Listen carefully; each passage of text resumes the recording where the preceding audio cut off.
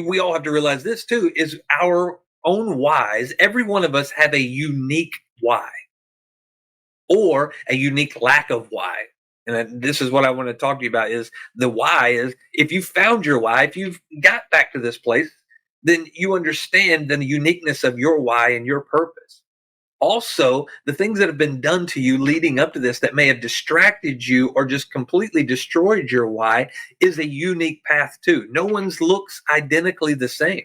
No matter, you could find two people who have maybe struggled through abuse. And although there may be semblances in their story, I can assure you the journey along the way is not the same. There is a uniqueness to it. Every situation is different. So you have to understand the uniqueness of your journey. And from the moment you took your first breath till now, you really have to stop and address the things that have occurred to you, the things that have occurred in your bubble that have affected you to get to this place. Because if you don't, you'll never tap into your why. It's impossible because those things, just as we talked earlier, those things that may have numbed over, there's a numbness there, so there's no response in that place. So now your why that could be need to be connected to something that was taken from you in that place, something that was numbed there, is gone because you just don't have feelings connected to it anymore. You've lost that ability. So then the question gets to what is my why, the uniqueness of my why? How did I get here? How did I get right here? What happened to me? I'm 45 years old now. And I look back over my life and I've had a lot of great things happen to me. I've had bad things happen too. I was raised in a home with parents who loved one another. I never doubted that. My parents were very openly with their PDA. You know, I knew without a shadow of a doubt when my mom come home and my dad come home, they were going to exchange a kiss and a hug. There was constant just that in our home, like it was there. I knew my parents loved me. They would hug me and tell me that quite often. So there was never a doubt that there wasn't love in the home. Now, being a pastor's son, there was moments that love almost came off as conditional. I don't believe now, looking back, it was. I think it was just attached to the way our life was expressed. If you do these things, you're wrong, and if you're wrong, I love you enough to tell you that the response or the result will be hell. Like that was what we were taught. That's how we were raised. There was beliefs in our relationship with God and our theology that if you did this, you're not going to go to heaven. So it was never in that place though, because I was small and I had a younger mind. It's hard to process some of those things sometimes. And I look back and even today, I wonder how that may have affected me a little bit and how it could have been expressed better. And let's not say my parents did a bad job raising me. I love my parents and I'm thankful for the truth they instilled in me. However, one of the things that affected in that was I don't feel like there was ever an open line of communication about why. We come back to that word, right? Like the why behind the things we believe, the why behind some of the things that we are not supposed to do. Because guess what?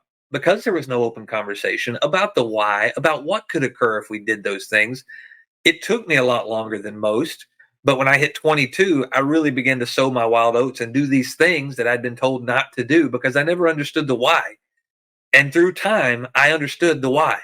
I understood why I shouldn't go out and have sex with people before I got married because the first year of my marriage was hell. Why? Because I brought all of those broken concepts into this relationship. There was a spirit of comparison there where you're constantly, whether you know it or not, comparing your spouse to that person. If you've been hurt by somebody, you build these barriers up that I will not let this person hurt me. And before you know it, your spouse begins to wear every piece of clothing. They're not even themselves. You don't see them for who they actually are. It's like they have this costume on that's just built out of people that hurt you, people you've experienced life with, and they'll never even get to be who they need to be for you because they've already become something else. It's the same thing with drinking and alcohol. I abused it. I used it and got in circles with people who abused it. And then all the things, why do I drink? I drink because everybody's doing it. But then you drink in moments where you're frustrated with work and you're frustrated in a relationship. And all of a sudden it becomes this band-aid for things. And you don't understand even the why behind anything anymore. You become so reactive to the world around you that your why is lost. For those of you who are listening who may have been abused through life, I can't even imagine, but I know without a shadow of a doubt, your why is affected by that. It affects how you respond to people. It even affects how you respond to yourself. Because through time, you lose value. You look at yourself and say, that's all that I'll ever be. That person, and a lot of times in those situations, begin to tell you those things to make you feel like less of a person, to exert that control and authority over you, to make you feel worthless. So that gave you some amount of value. So that's the broken piece. If you've never experienced abuse in that, talking with people and sharing through these things, these people were driven to a place where their only value is in the eyes of their abuser.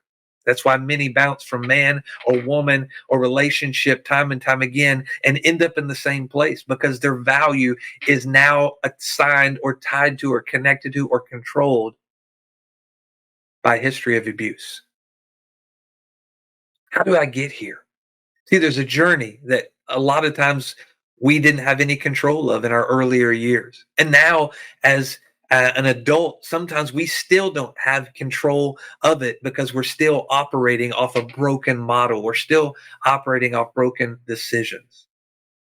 I want to make this statement. You cannot overcome what you refuse to identify. You cannot overcome what you refuse to identify. See, the first step is identification. I've got to realize that if I'm ever going to find my why, my real why, then I have to let go of what's been done to me. And this is going to be hard. You have to forgive. Yeah, that's a harsh statement to say to somebody who's been abused, right? How can I forgive that person? They took my childhood away from me. Well, forgiveness is really this, just a release, because that unforgiveness isn't affecting them.